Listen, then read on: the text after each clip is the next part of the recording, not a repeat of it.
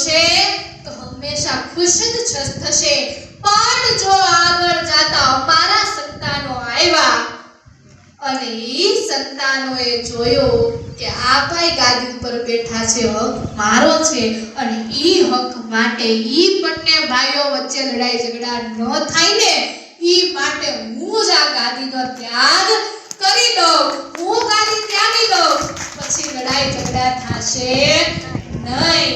આ એક ભરતજીમાં સમજણ હતી ત્યારે 14 વર્ષ બાદ પણ રામ રાજ્ય આવ્યું છે.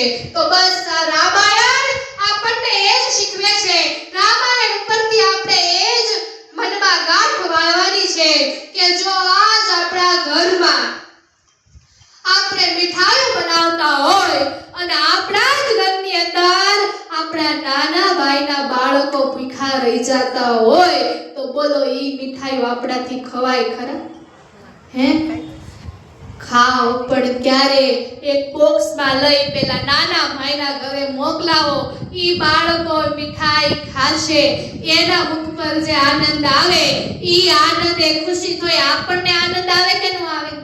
આપણે રાજી થાય ને, એને રાજી જોઈ આપણે પણ રાજી થઈએ તો આપણે રાજી થયા ને ઈ જ ભગવાનનું આનંદમય સ્વરૂપ છે.